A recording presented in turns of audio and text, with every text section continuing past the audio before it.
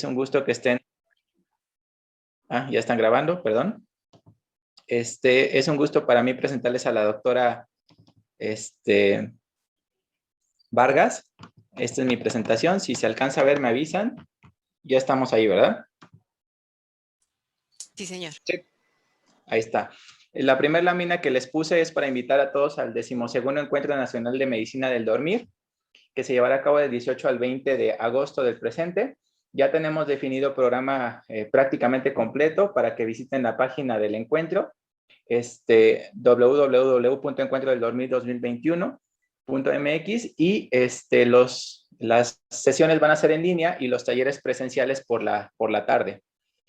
También invitarlos al diplomado en conjunto de la Academia Mexicana de Medicina del Dormir y este año con la Clínica de Trastornos de Sueño de la UNAM, a partir del 4 de septiembre, para los que estén interesados, con valor curricular, y es un diplomado bastante bueno.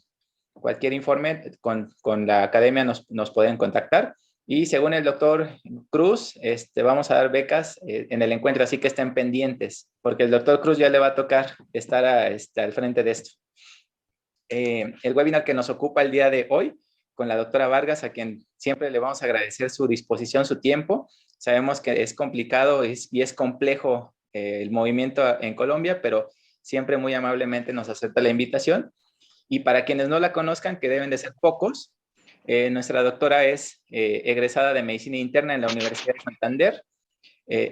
Obviamente, me imagino todo en Colombia, doctora, ahorita nos puntualiza si es que algo no fue ahí. Neumología clínica en la Universidad de La Sabana, y titular o certificada por la Asociación Colombiana de Medicina del Sueño como somnóloga, y actualmente pues, es miembro directivo del Instituto Neumológico del Oriente.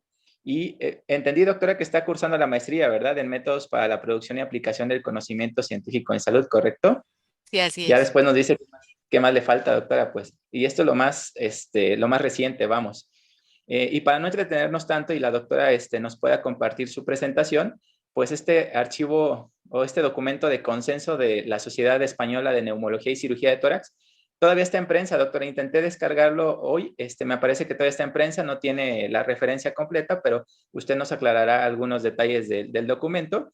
Y pues bueno, sin más, y gracias también a mis compañeros por la confianza, vamos a empezar, doctora. Voy a dejar de compartir para que pueda compartir usted. Bienvenida. Adelante, doctora. Bueno, muchísimas gracias. No, la presentación estuvo muy bien, Ricardo. No soy directora del instituto, pero tengo a cargo pues la clínica de sueño y la clínica y la parte pues de rehabilitación pulmonar y el centro de investigación, pero pues lo que nos trae el día de hoy es este maravilloso documento, que es el documento internacional del consenso sobre apnea obstructiva del sueño. Y para iniciar, pues les voy a mostrar como una ruta a seguir en esta conferencia, y pues primero voy a hacer una breve introducción, luego voy a tomar una parte de la conferencia para hablar sobre la metodología del documento, los objetivos del documento, algo importante que es la definición de la apnea obstructiva del sueño, y voy a mostrar algo de la evidencia. El documento es bastante extenso, así que realmente solamente cosas puntuales con respecto a ciertas patologías relacionadas con la apnea obstructiva del sueño, diagnóstico y tratamiento. Y empiezo esta conferencia con esta fotografía. Este documento es en honor a la doctora Mariluz Alonso, una gran docente, una persona muy especial para quienes tuvimos oportunidad de compartir con ella y quien fue el motor de la realización de este documento, pero que desafortunadamente no lo pudo ver terminado, ni ella ni su esposo, el doctor Terán, que tampoco nos acompaña actualmente. Y desafortunadamente nos han dejado un vacío muy grande en el corazón, pero también es una alegría inmensa poder tener ahora el fruto de este esfuerzo, que en gran parte al principio pues fue de ella quien realmente animó a todo este proceso. Y continúo Entonces, contándoles un poco de quiénes son los líderes de este consenso, está la doctora Olga Mediano, quien es la persona que lideró como tal el documento, en compañía del doctor Nicolás González Mangado, del doctor José María Montserrat y Carlos Egea, como les mencioné previamente, Mariluz, que estuvo al principio de todo este proceso, y como revisor externo e independiente, quien lo hizo además en varias oportunidades de esta revisión, está el doctor José María Marín. Y la fortaleza de este documento, una de las fortalezas del documento, porque ya vamos a hablar un poco de la parte metodológica, está en el hecho de que hayan reunido tantas sociedades para participar en un consenso, quienes trabajamos o quienes hemos trabajado de pronto tratando de hacer cosas en conjunto entre las sociedades es difícil, pero finalmente se tenía un objetivo claro y se buscaba poder llegar a tener un documento que permitiera unificar los conceptos y ayudarle a la medicina primaria, a los médicos familiares y pues a todos los que hacen parte de todo este proceso del diagnóstico y el tratamiento de la apnea obstructiva del sueño, tener una guía más sencilla y clara al respecto. Entonces se unieron estas sociedades españolas en conjunto con el Spanish Sleep Network y tuvieron además el apoyo del grupo Somno de ventilación no invasiva de Francia.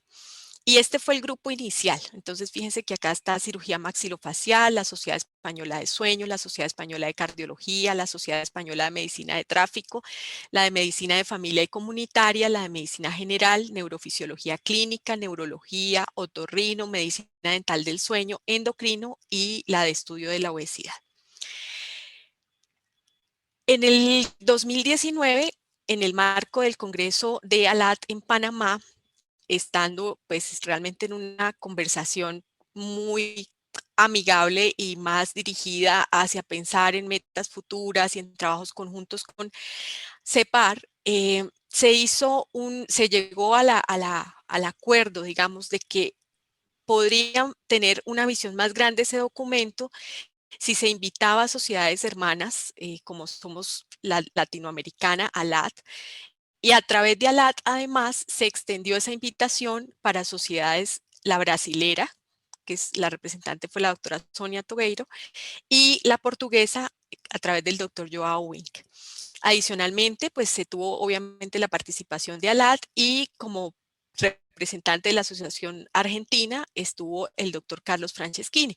Entonces se llegó a esta conclusión de darle una dimensión más grande al documento y la persona que puso más esfuerzo en todo esto fue el doctor Carlos Egea, a quien realmente le agradecemos inmensamente haber tenido esa visión de que esto podía ser un documento internacional y que además siendo nosotros latinoamericanos tan cercanos con ellos, quienes han sido en su mayoría nuestros docentes y además a partir de sus guías, pues nos hemos formado y hemos hecho educación y docencia, pues efectivamente era una gran idea poder trabajar en conjunto.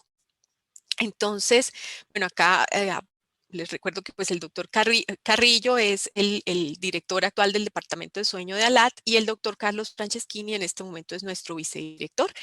Y pues en el documento también participó el doctor Borsini, que hace parte activa del Departamento de Sueño de ALAT. Habiendo ya sucedido todas estas reuniones y todo este inicio del trabajo, pues nos embarcamos en este proceso teniendo primero como claramente cuáles eran los objetivos del documento. El objetivo principal es proporcionar directrices que permitan a los profesionales tomar las mejores decisiones en la asistencia a los pacientes adultos con apnea obstructiva del sueño, según un resumen crítico de la literatura más actualizada. Y como objetivo secundario se determinó la identificación en atención primaria de los pacientes con sospecha de apnea obstructiva del sueño y su remisión al especialista, facilitar la coordinación entre diferentes unidades de sueño, como pudieron ustedes ver, y hay que tener claro que en este documento se excluye pediatría porque el objetivo es tener un consenso específico para pediatría y también se excluye ventilación no invasiva porque también existirá un consenso específico al respecto. La primera parte de esta conferencia la voy a dedicar a describir la metodología, que es la parte más fuerte del documento. Entonces, bueno, con la ayuda de un documentalista, se inició primero con un diseño de la estrategia de búsqueda.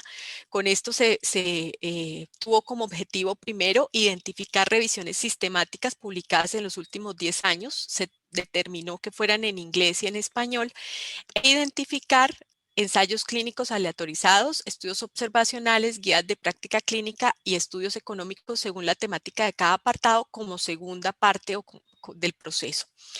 Esto se hizo pues en estas bases de datos, Medline, Embase, la librería Cochrane, Central, y se tomaron primero un periodo, se tomaron estudios de este periodo inicial de febrero a junio del 2019. Posteriormente se hizo actualización de la búsqueda de la literatura en Medline desde enero del 2019 hasta febrero del 2021.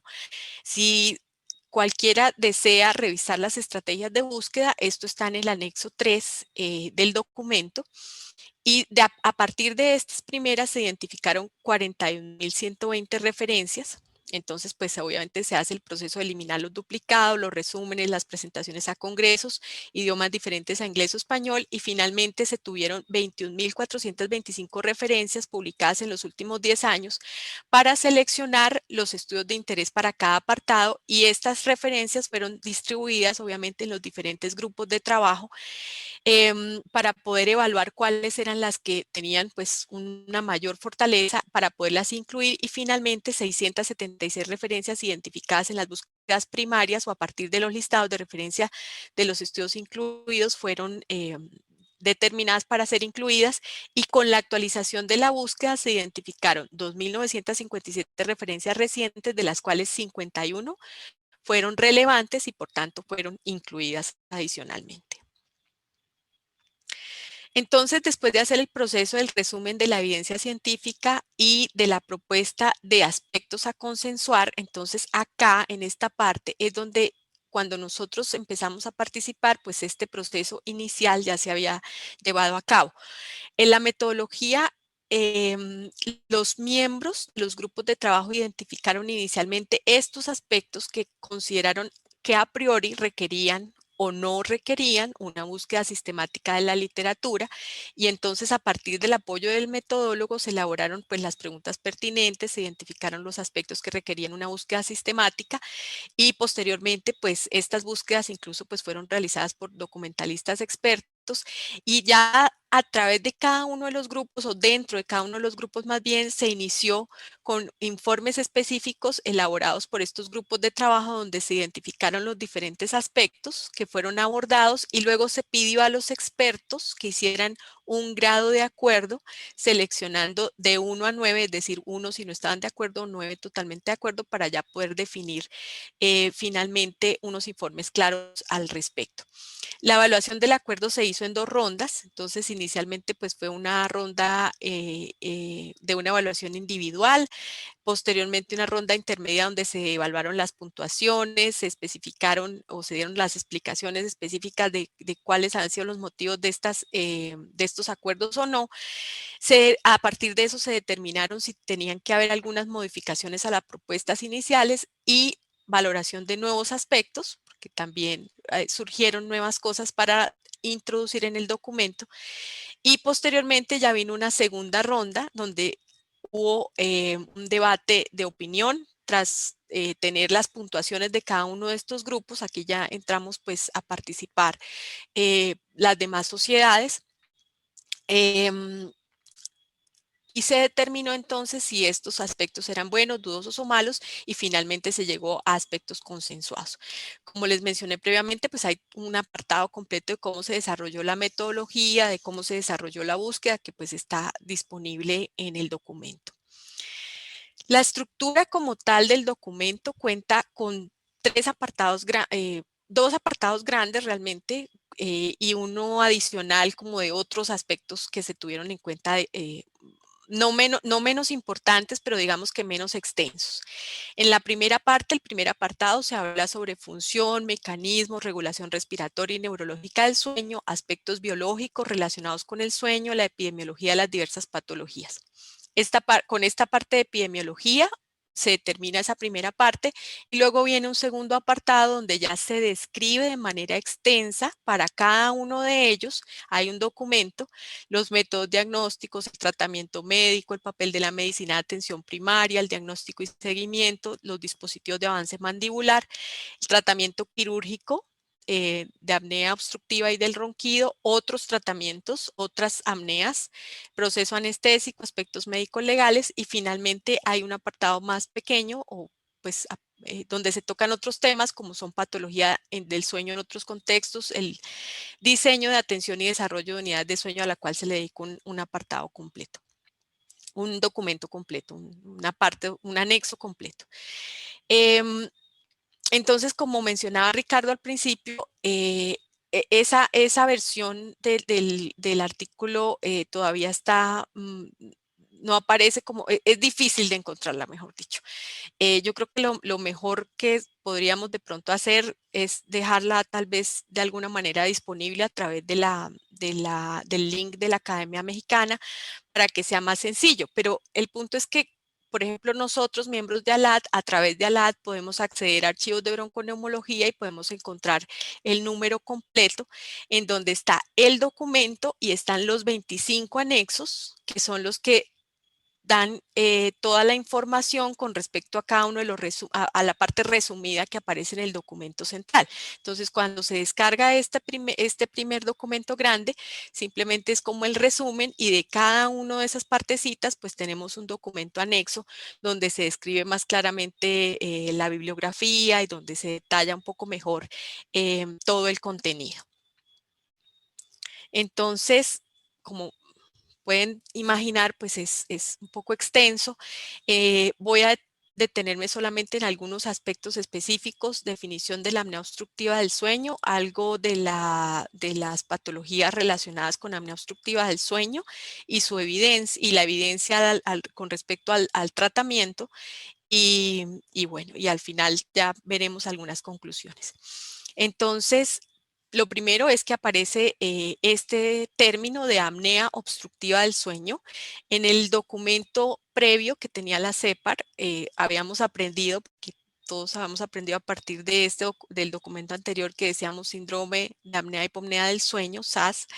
Se define actualmente o se decide quitar la palabra hipopnea de la definición y además dejar aparte lo que son las apneas centrales porque tienen una fisiopatología diferente y dejar esta únicamente para apnea obstructiva del sueño. Y la definición corresponde a la presencia de un índice de apnea hipopnea mayor de 15 por hora, mayor o igual, predominantemente obstructivas, o la presencia de un IH mayor de 5 por hora acompañado de uno o más de los siguientes factores que conocemos: excesiva somnolencia diurna, sueño no reparador, cansancio excesivo y o deterioro de la calidad de vida relacionada con el sueño y no justificable por otras causas. Entonces, esto pues digamos que puede la definición a una parte más clínica. Entonces acá la presencia de comorbilidades, la presencia de síntomas, la presencia de desaturación y la obesidad como factores importantes para poder valorar adecuadamente al paciente que nos llega con un resultado de polisomnografía y no solamente quedarse con el IAH como única forma de definición de la enfermedad. Entonces, detrás de todo esto, o a la par, digamos, de esta explicación que acabo de mencionar, se hace esta propuesta de una especie de escala de evaluación de la enfermedad, en donde se divide cada uno de los componentes, como es el IAH, el T90, el Epworth, el índice de masa corporal y la parte de patología o comorbilidad cardiovascular. Según la severidad, podríamos tomarlo entonces como leve, moderado, grave o muy grave. Esta parte es una propuesta. En estos momentos ellos están haciendo la validación de este modelo y a futuro pues podremos tener de pronto estos datos ya disponibles para ver cómo funciona este modelo de evaluación, pero tiene mucha lógica. Yo puedo tener un paciente, digamos que el IH no es lo único que me puede llevar a mí a poner un tratamiento. Puedo tener un paciente que tiene una apnea leve, pero que resulta que tiene una comorbilidad cardiovascular muy importante y por lo tanto eso ya me determina que el paciente va a requerir un tratamiento con CPAP, o si la situación de su enfermedad cardiovascular no es tan grave, yo puedo buscar otra opción de tratamiento, pero igual si tiene mucha somnolencia, también va a requerir un tratamiento más pronto y adecuado y no solamente guiarnos por el IAH. Entonces, si lo vemos de esta manera, yo podría tener aquí o tendría acá 4 grupos para evaluar, entre 5 y 14, entre 15 y 29, o sea, leve, moderado, grave y muy grave, mayor de 50 por hora. Igualmente con el T90, que tanto tiempo está el paciente por debajo del 90% de su saturación. La escala de Edwards, que pues suena bastante lógico tener aquí como un mayor grado de gravedad si tengo un network mayor o igual a 20 o somnolencia conduciendo.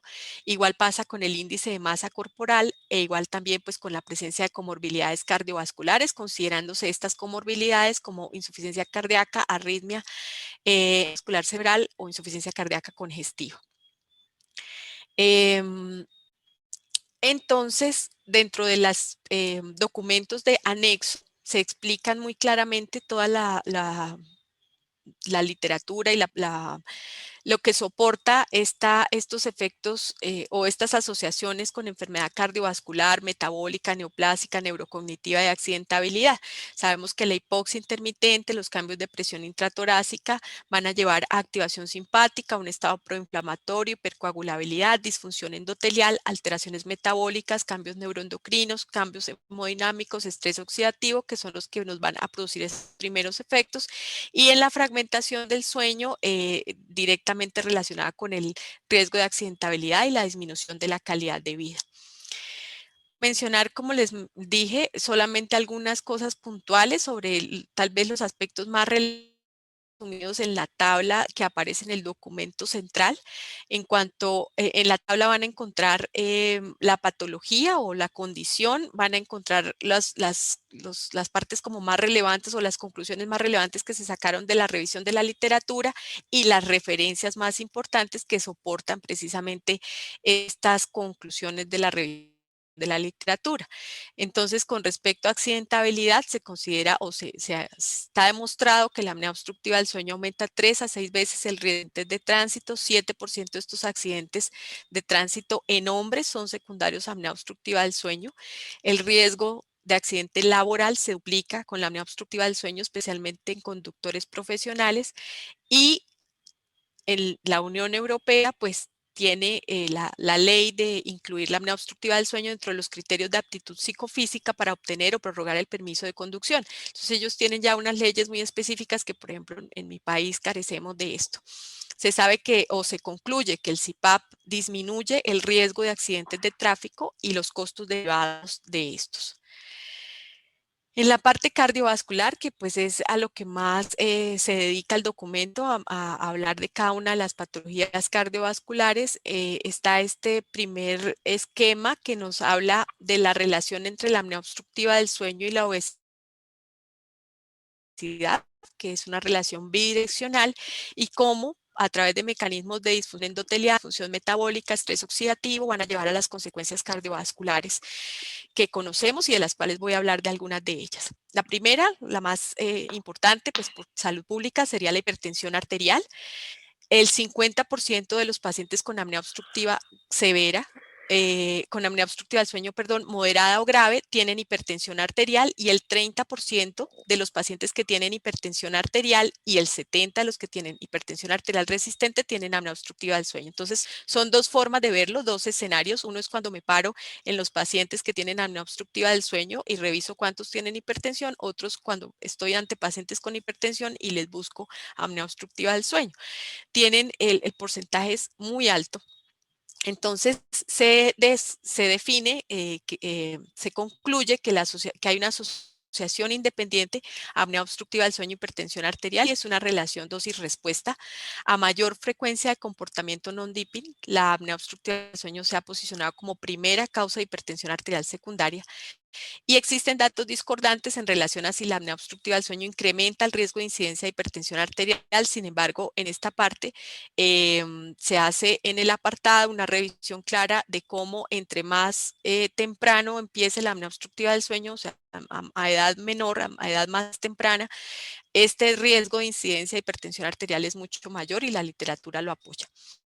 El CPAP reduce discretamente la presión arterial, estas son las cifras en sistólica y diastólica, y probablemente tiene mayor efecto en pacientes con comportamiento non-dipping y en hipertensión arterial resistente y refractaria, lo cual, como les mencionaba, también se puede ver mejor descrito en el apartado correspondiente. La enfermedad cerebrovascular y la apnea obstructiva, entonces, a partir de la revisión de la literatura, pues están demostradas las vías que van a unir estas dos patologías: la presencia de activación plaquetaria, inflamación, aterosclerosis, alteraciones de perfusión cerebral, el estado de coagulabilidad, la presencia en muchos casos de fibrilación auricular, la presencia o la apertura que ocurre de forma transitoria en algunos pacientes en el foramen oval por los cambios que se presentan durante los eventos respiratorios en las presiones, la disrupción de las placas de arterias carotidias. Todo esto va a influir en que estos pacientes tengan un mayor riesgo de eventos cerebrovasculares. La apnea obstructiva del sueño podría generar mayor deterioro funcional y cognitivo y mayor mortalidad después de un accidente cerebrovascular. Existen datos discordantes en relación a si la apnea obstructiva incrementa el riesgo de incidencia. En esto no es tan clara la evidencia, pero hay algunas cosas importantes, como que el 61.4% de los pacientes con ACV presentaban apnea obstructiva del sueño, y la apnea obstructiva del sueño aumenta 2 a 3 veces el riesgo de tener un ACV. Según la revisión, la prevalencia es mayor en sexo masculino, o sea, los factores de riesgo serían estos: sexo masculino, ACV de causa desconocida, ACV a repetición, y la CPAP podría mejorar la recuperación tras un episodio de ictus. No, los datos en mortalidad sí no son tan claros, pero bueno, las referencias son bastante recientes que soportarían estos datos de acá. La prevalencia de trastornos del ritmo cardíaco en estos pacientes es hasta el 50%. Las más frecuentes son el bloqueo AV, las pausas sinusales y las extrasístoles auriculares y ventriculares.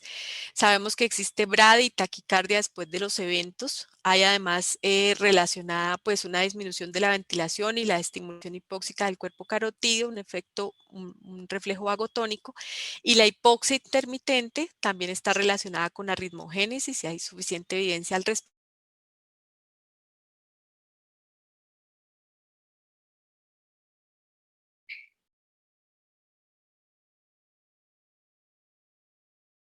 Tasa de recurrencia después de recuperar un ritmo sinusal y realmente pues no hay ensayos ya éticos de eso. Estas son las referencias que soportarían estas recomendaciones o esta evidencia. La cardiopatía isquémica y la apnea obstructiva del sueño. Entonces, en este caso lo que tenemos es que en estos pacientes la prevalencia es alta de apnea obstructiva. Muchos estudios han mostrado la relación independiente, asociación entre apnea obstructiva y cardiopatía isquémica. Los estudios prospectivos con seguimientos prolongados han presentado resultados discrepantes. Por ejemplo, ISAC, que es el estudio español, no mostró diferencias en el número de nuevos episodios cardiovasculares después de 3 años de seguimiento. Es un número grande de pacientes, 554, con apnea obstructiva moderada o grave no tratada sin somnolencia, comparados con 520 sujetos con apneas leves o sin apnea. Entonces, ¿qué se ha demostrado? Que en estudios observacionales la CPAP disminuye episodios cardiovasculares, pero en los ensayos clínicos en pacientes sin somnolencia no se encuentran efectos beneficiosos en prevención secundaria. En cuanto a embolía pulmonar, la apnea obstructiva es un factor de riesgo para TEP, independiente de edad. puede incrementar el riesgo de recurrencia de la enfermedad tromboembólica venosa y puede estar asociada a una mayor gravedad del mismo. Esta evidencia es más escasa y se desconoce el efecto del CPAP. ¿Y qué pasa acá? Pues están los factores confusores que son muy claros, la obesidad, el sedentarismo, las comorbilidades metabólicas, pero por otro lado está el estado procoagulante que ya mencioné previamente y que pues está como de manera transversal para varias de estas patologías. En cuanto a hipertensión arterial pulmonar, pues sabemos que esta está clasificada en el grupo 3. 20 a 30% de los pacientes con apnea obstructiva tienen hipertensión pulmonar, con una media de 22 a 40 milímetros de mercurio que no tiene un significado clínico tan claro. ¿Cuáles son los factores asociados para que se presente la hipoxia nocturna, la edad avanzada, la enfermedad pulmonar coexistente, obesidad y el síndrome de hipoventilación o obesidad? Hay mecanismos que explican la asociación de estas patologías, como el riesgo de trombosis en la circulación pulmonar, el remodelado vascular pulmonar, inducido por la exposición de los episodios repetidos de cambio en presión pleural y la hipoxia intermitente. Y la CPAP mejora la función cardíaca derecha, reduce las presiones pulmonares.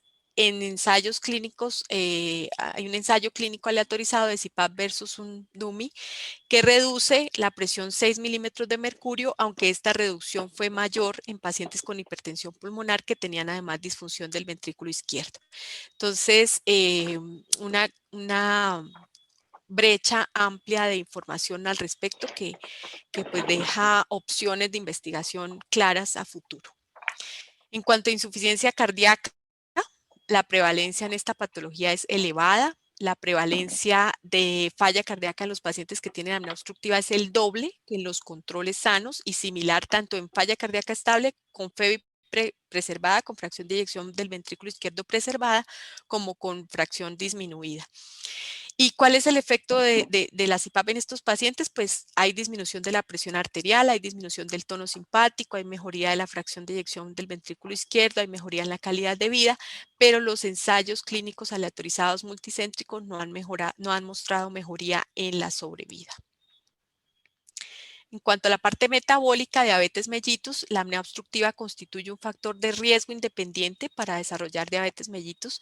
Está este riesgo aumentado si hay somnolencia diurna excesiva o un mayor grado de hipoxemia nocturna, y la relación entre estas es bidireccional.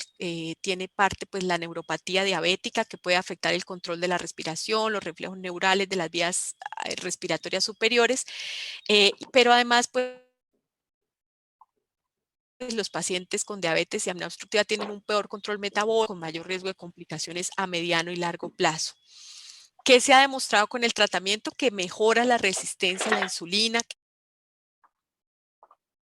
que mejora el control glucémico a mediano plazo, no es tan claro a largo plazo, y los ensayos clínicos lo que muestran es discrepancia en resultados respecto a la mejoría de niveles de glicemia, sobre todo si la adherencia al CPAP no es buena. Entonces acá pues hay también un factor ahí confusor que no permite dar claridad al respecto.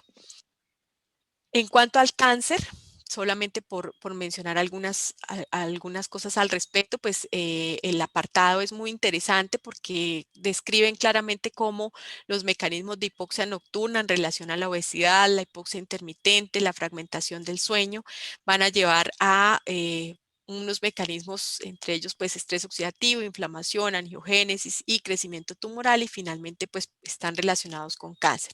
Cuando se revisan los estudios que están descritos en el documento, todo esto empezó como obviamente con hallazgos para los cuales los estudios no estaban hechos.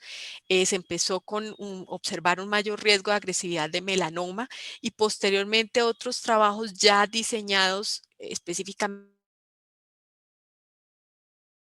para mostrar estas relaciones han encontrado cáncer de cabeza y cuello.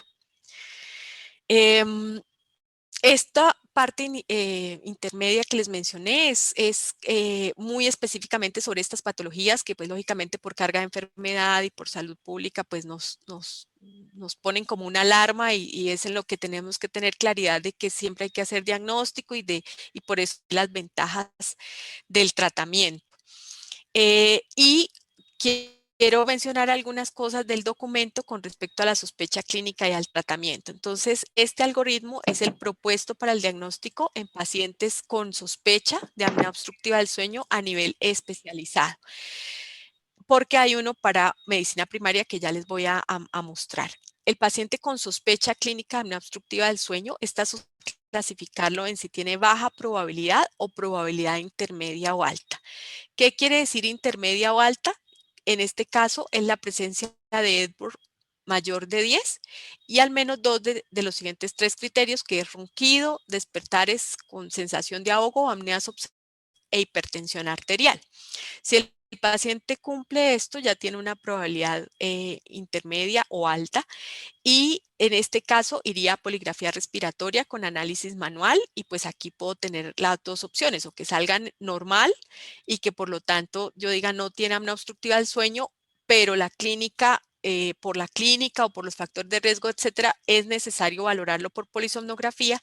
Y el otro lado sería que dijera si tiene apnea del sueño, debo tomar una decisión terapéutica de si lo debo tratar o no.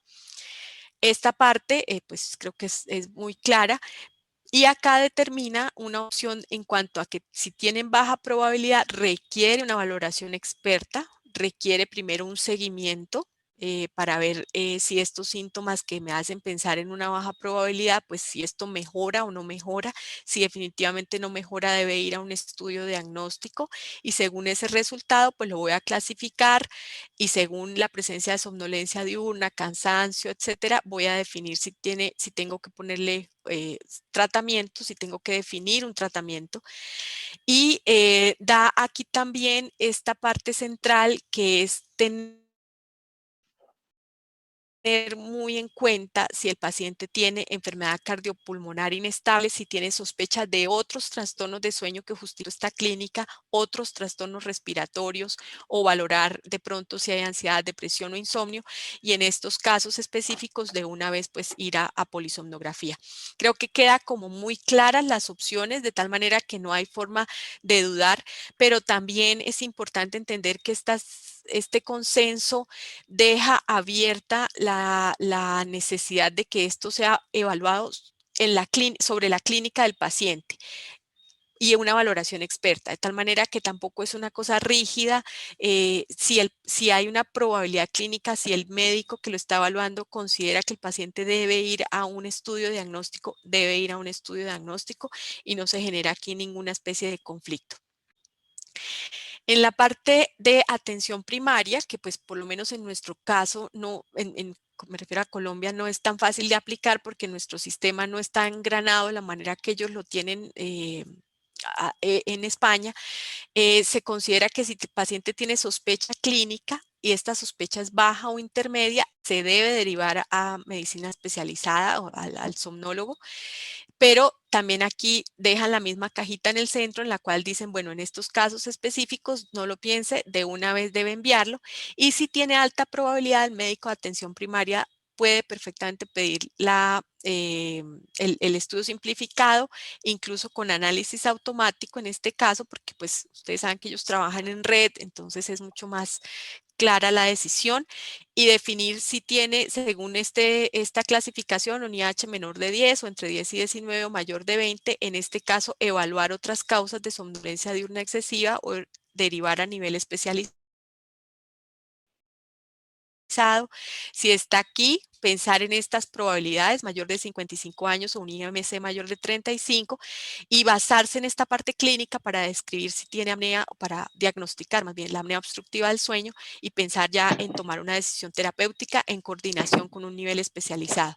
Y dejan como límite pues el IH mayor de 20 ya como diagnóstico para diagnosticar apnea obstructiva. En la parte de la sospecha, pues se hace una énfasis en la anamnesis, en los cuestionarios, en la exploración física, tanto despierto como en los casos que sea necesario, pues también hacer DICE y hacer pruebas complementarias como pues la polisomnografía, la radiografía, y en todos es de forma horizontal que tienen que ir siempre a tratamiento con medidas higiénico-dietéticas. Para todos los pacientes esto siempre tiene que ir dentro de las recomendaciones que damos al finalizar pues la consulta. Es la parte inicial, o sea, a todo paciente se le debe direccionar a que tiene que hacer dieta, que tiene que hacer actividad física, que tiene que tener su peso adecuado. Y posterior a esto, bueno, y además que tiene que tener la higiene de sueño, hábitos de sueño también saludables, etcétera. Y posterior a esto, definimos ya cuál es la decisión terapéutica, si el paciente va a ir a CPAP, si el paciente va a un dispositivo oral, si va a una cirugía o terapia miofuncional u otros. Los diferentes tratamientos son complementarios y no excluyentes, y eso creo que todos lo tenemos claro, pero el documento lo pone mucho más explícito y me parece que esta es uno de los valores más grandes del documento. Y se basa en esta premisa que es las 4 Ps, que es que el tratamiento debe ser, o el abordaje de estos pacientes debe ser predictivo, preventivo, personalizado y participativo. Aquí no es solamente la participación de todos los especialistas, sino también del paciente. Las preferencias del paciente tienen que ser atendidas en el momento de hacer un abordaje del tratamiento. Y los objetivos van a ser siempre pues resolver los signos y síntomas de la enfermedad, restaurar la calidad del sueño, normalizar el IAH, mejorar en lo posible también la saturación, reducir el riesgo de complicaciones, disminuir costos de la enfermedad. Las distintas alternativas no son excluyentes, la aproximación debe ser multidisciplinar. Cuando ya se tiene la opción pues, de hacer una intervención, como les dije, terapéutica, pues aquí hay que definir, por ejemplo, si se va a llevar al paciente a CPAP o si se va a llevar a manejo por otras, digamos, en el conjunto con otras especialidades, por ejemplo, en clínicas de obesidad, si ya va para cirugía bariátrica. Aquí pone en este punto el tratamiento de causas reversibles. ¿Cuáles son esas causas reversibles? La hipertrofia amigdalar, la acromegalia, el hipotiroidismo, las alteraciones dentofaciales. Y dependiendo de que si el paciente mejora, si ese IH baja, pues perfecto. Va a un tratamiento individualizado para ya reducir por completo este IAH, que puede ser simplemente terapia posicional, DAM, cirugía otorrino, maxilofacial, pero si persiste alto más cualquiera de estas alteraciones clínicas que son somnolencia, alteración de calidad de vida o hipertensión arterial, debo pensar nuevamente en la posibilidad del CPAP. Si el paciente rechaza, pues se buscan otras alternativas y en este caso aquí definir estrategia de titulación, si va a ser autotitulación o titulación en el laboratorio, etcétera. ¿Qué circunstancias individualizadas justifican una prueba terapéutica? Esto queda a criterio del médico tratante. Entonces, por eso tan importante que sea obviamente la evaluación por un especialista. Si el especialista dice, en este punto yo voy a ponerle al paciente independiente de su IAH, voy a ponerle al paciente un CPAP para ver si le mejora cualquiera de estos síntomas que pueda tener como somnolencia, la alteración de calidad de vida, la hipertensión, se le debe hacer la intervención con el CPAP, se debe evaluar a corto plazo esa eficacia terapéutica y se debe retirar el equipo si definitivamente no hay respuesta porque significa que esto tiene otra causa. Entonces, esta cajita de circunstancia individualizada va a depender de la valoración del médico tratante. En esta parte no me voy a detener porque no es mi especialidad, mi experticia, que es la parte quirúrgica, pero bueno, también determinan un algoritmo para el manejo quirúrgico que es pues muy útil para poder tener un consenso entre todos y que se sigan pasos que son pues indispensables antes de pronto llevar a cirugías más grandes, ¿no? Y quise poner también esta parte de la evidencia científica existente sobre la eficacia en el tratamiento con DAM, sobre todo para llamar la atención en que en odontología la brecha en conocimiento es importante y se requieren estudios de calidad para poder demostrar muchas más cosas y tener mucho más apoyo o que puedan aportar más en toda esta parte de la evidencia de la literatura. Sin embargo, está claro que va a mejorar. Digamos que, por ejemplo, en IAH el efecto significativo se encontró en 60% de los pacientes, pero ¿cuál es el problema? Que estos criterios son muy dispares, no todos toman IAHs, por ejemplo, finales menor de 5 o menor de 10, o a veces el 50% del IAH basal.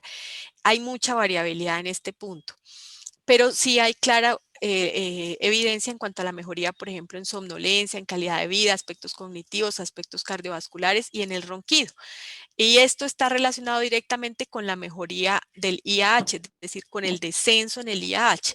Entonces, si queremos o si se piensa, el objetivo de esto es que no nos basemos solamente en el IAH, de acuerdo completamente, tiene que ir de la mano también con mejoría en otras cosas, somnolencia, calidad de vida, aspectos cardiovasculares, pero particularmente en esto, si hay una asociación entre que si mejora el IAH, pues estas otras condiciones van a mejorar. Pero aquí hay muchas oportunidades de investigación. Al final, simplemente recordar que pues es este trabajo conjunto entre todos los especialistas. Este es parte de mi grupo que me acompaña en el instituto. Aquí, como siempre, nunca aparecen en la foto ni los otorrinos ni los odontólogos, pero están siempre ahí pendientes de los pacientes, y ese análisis conjunto y la evaluación multidisciplinar es una de las cosas que más resalta el documento. No me queda sino decirles gracias, y que este proceso de difusión que se está haciendo del documento internacional es muy importante para todos. Estas recomendaciones deben ser puestas en práctica en la medida en que también se puedan adaptar a cada uno de los sistemas de salud. Eh, Obviamente, cada uno tendrá cada uno de nuestros países latinoamericanos tendrá condiciones diferentes en las cuales puede decir yo puedo adoptar esto o no.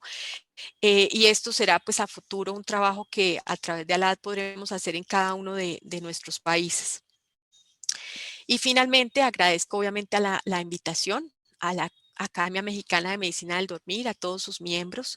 Quiero además felicitarlos porque todo el proceso de educación que ustedes hacen es invaluable, sobre todo poniéndolo al servicio de todos nuestros países latinoamericanos, muchos de ellos pues incluyo Colombia, con recursos bajos para docencia y para crecimiento y para eh, poder entrenar a nuestro personal.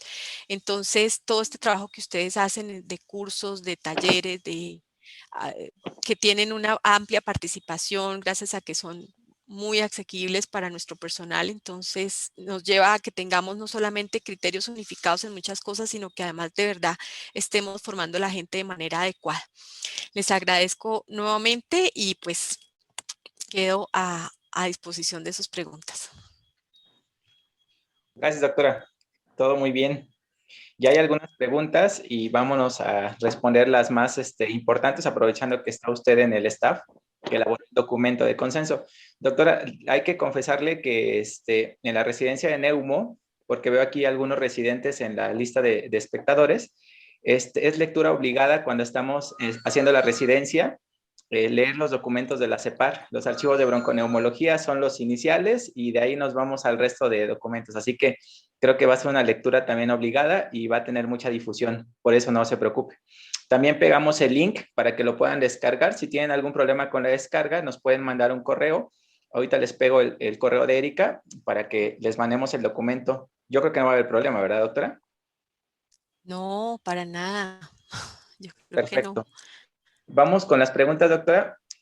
La primera que nos hicieron desde hace un buen rato dice, ¿de qué forma puede usarse este documento para sensibilizar a las entidades públicas, gubernamentales y privadas y que le den la importancia que merece la atención de la apnea obstructiva del sueño en México? Bueno, con ciertas salvedades de Colombia, pero adelante, doctora. Sí, yo creo que tener estos documentos permite que, como es realmente basado en evidencia, pues es como una base para que se puedan tomar medidas de salud pública. ¿Qué problema tenemos? Yo pienso que todos estamos como en consenso que como la apnea no se ve como un problema de salud pública, a diferencia así de la hipertensión, de la obesidad, de la falla cardíaca, hasta de la sepsis. Realmente preocupa mucho esa situación y lo que hace falta es simplemente trabajarlo más en ese sentido, darle ese direccionamiento. El paso que sigue después de este documento es que cada uno de los países, a través obviamente de sus directivas de ensueño, logren adaptar el documento según su entorno legal y se puedan a partir de eso tomar recomendaciones. Por ejemplo, para nosotros, como te mencionaba ahorita, esa parte de la estructura de medicina primaria no es tan clara porque no lo tenemos articulada de esa manera. Hay cosas así de cada partecita del documento que podríamos decir, bueno, esto no nos sirve así o tendríamos que hacerlo de otra forma, ciertas autorizaciones de ciertos exámenes, en fin. Pero sí es un paso inicial para que cada país lo pueda adaptar y sea una fuente de información para para las entidades gubernamentales y tomar decisiones. Ujú. Excelente, doctora. Una amiga mutua, la doctora Marta Torres, quien usted conoce muy bien, pregunta, ¿por qué se decidió tomar el índice de apnea y hipopnea de 20 y no el de 30 para decisión de tratamiento de SAOS en el autoanálisis de monitores portátiles, doctora? Ay, perdón. Sí, ese es basado en los estudios que ellos tienen de análisis automático y la relación pues con la polisomnografía o el diagnóstico, la precisión diagnóstica es la palabra. Y ellos decidieron que 20 daba la opción de que quedara en ese rango por encima de moderado, o sea, seguro que tiene que ser o moderado o grave. ¿Sí? No hay opción de que se nos estén metiendo ahí pacientes que sean leves, que de pronto no van a necesitar el tratamiento con el CPAP. Entonces, en ese hubo bastante controversia, pero como los estudios en su mayoría precisamente son los que ellos tienen y en los que ellos han basado sus recomendaciones, se decidió que fuera 20 y no 30. También Ni 15. claro, sí, Ese fue por consenso, esa fue una de las cosas que fue por consenso de experto. Entonces ahí donde se decía que cada uno diera un puntaje, el grupo que manejó esa pregunta estuvo finalmente en consenso de que debía ser 20, que era como un número ahí intermedio, pero que de todas maneras evitaba que se colaran pacientes que fueran leves y que más bien nos dejaba rango moderado o severo, y esto es basado en que el paciente ya tiene una predicción clínica alta. claro. Aprovechando, doctora, el doctor Gabriel Cruz nos comenta que como es multidisciplinario este consenso, en el Encuentro Nacional de Medicina del Dormir de agosto, el doctor Guillermo Plaza va a participar con su punto de vista otorrinolaringológico. Y en el punto de vista neumológico también va a estar la doctora Olga Mediano. Entonces, para Ay, que qué bueno. estén atentos los participantes. Nos pregunta el doctor Jiménez Genchi, doctora, y muchas gracias también, ahorita le va a agradecer su participación. ¿Qué opinión le merece el controversial reporte de la Agencia de Investigación y Calidad de Salud de Estados Unidos sobre el tratamiento con presión positiva para apnea del sueño? Está en el chat, por si no me entendió. Eh, el llamado reciente de Philips, ¿será que de pronto? Creo que sí se refiere a eso, doctor, si Sí, de todo. ¿verdad? El llamado actual. Ajá, Em, Miren, esto es una cosa que no sé si a ustedes les ha pasado lo mismo, pero esto es así como para estar en shock. Yo lo estuve comentando precisamente hoy con Carlos Egea. La CEPAR sacó ya unas recomendaciones, digamos que por lo menos un comunicado donde le explicaba a sus miembros que Philips había hecho este llamado para retirar los dispositivos. Yo, y supongo que ustedes se preguntan también, bueno, ¿dónde están los estudios de riesgo a partir de los cuales ellos hacen este llamado? Si ustedes han visto, el llamado es una cosa muy cortica, simplemente ellos dicen, hay una evidencia que nos lleva a retirar estos equipos por riesgo, pero en ninguna parte están los estudios donde nos demuestran ese riesgo. Y obviamente esto en costos es una cosa grandísima. Hasta ahora las recomendaciones de la FDA, pero por ejemplo el grupo español solicitó a la EMA bueno, y hace todo el llamado a sus entes gubernamentales a que ellos se pronuncien al respecto. Latinoamérica, pues, por lo que yo pude ver, le pregunté a los compañeros de Argentina, ellos dijeron que pues nada, están igual que nosotros, como en shock, pero mientras tanto no sabemos nada más. Entonces, probablemente hasta que no se empiecen a pronunciar otras agencias y que de pronto el llamado salga más a la luz, todavía no vamos a saber qué hacer. Sin embargo, en mi país, algunas unidades de cuidado intensivo tuvieron que volver ventiladores, ¿sí? Que es una cosa muy grave en este momento del pico de pandemia. Pero el problema grande en cuanto a número es el número de equipos de CPAP y de BiPAP que tendríamos que devolver, que se tendrían que recoger si esto llega a continuar. Yo no sé cómo responder esa pregunta, o sea, esto que estoy diciendo es lo que yo he pensado, lo que he recogido, por ejemplo, del doctor Egea, que también decía que increíble que esto esté pasando, y ellos ya como Sociedad Española ya sacaron unas recomendaciones y por lo menos le han avisado tanto a sus pacientes como a sus médicos que esto está sucediendo y que ellos hacen un llamado a las agencias de control para que revisen el caso y que Philips se pronuncie al respecto. Claro, solo nos aclararon, doctora, perdón que estaba revisando aquí el chat, que es a la conclusión de que el CEPAP no es un tratamiento efectivo. Ah, bueno, Sí, ya. yo echando aquí chismes de noticias, entonces. Eh, em,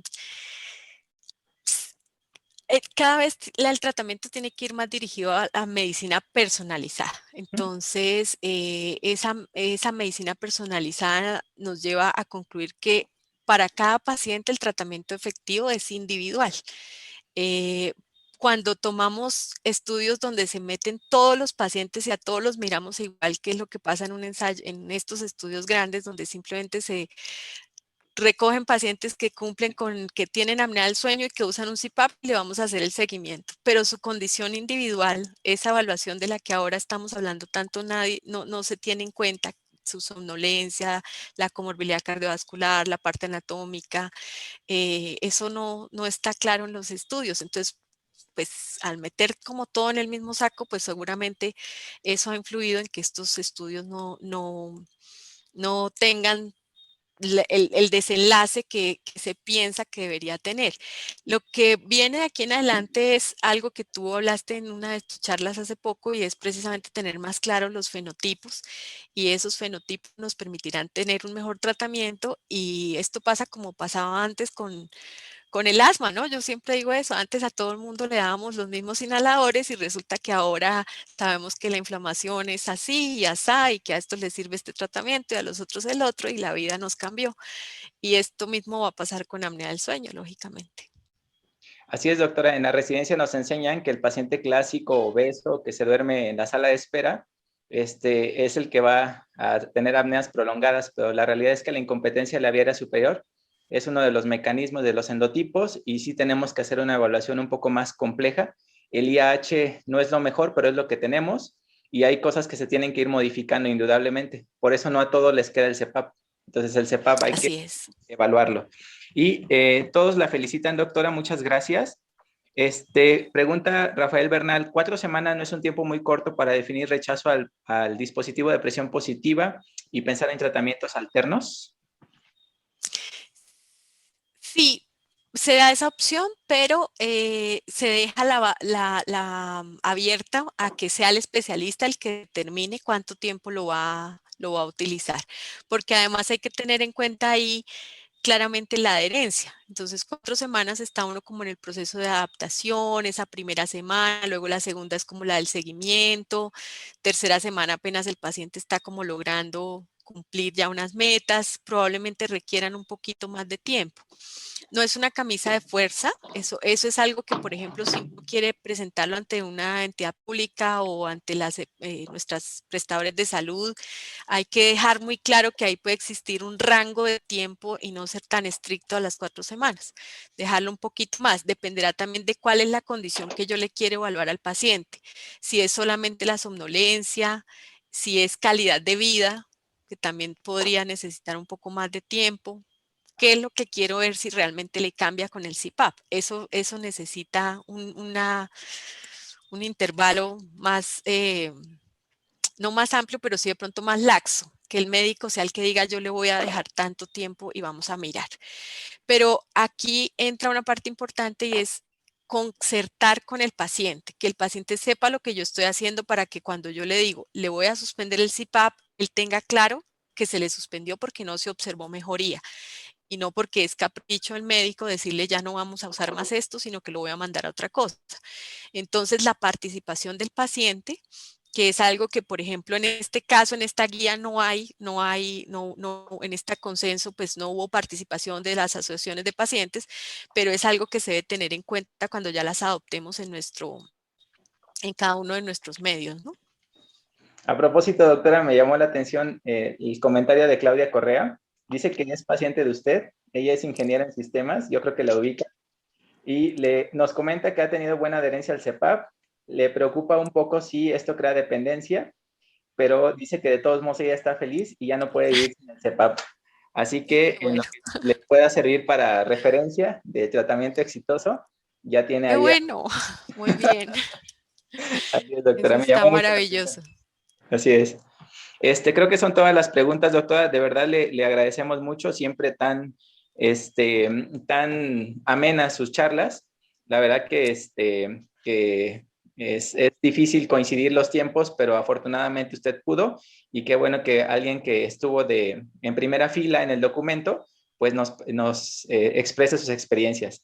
No sé si alguno de mis compañeros, el doctor Jiménez Genchi, Gabriel, la doctora Torres, que ya la veo también por aquí, quieran preguntarle algo directo, Selene, a la doctora. ¿O usted, doctora? Ah, mira, ahí está la doctora Torres. Hola, doctora. Amiga, Amiga.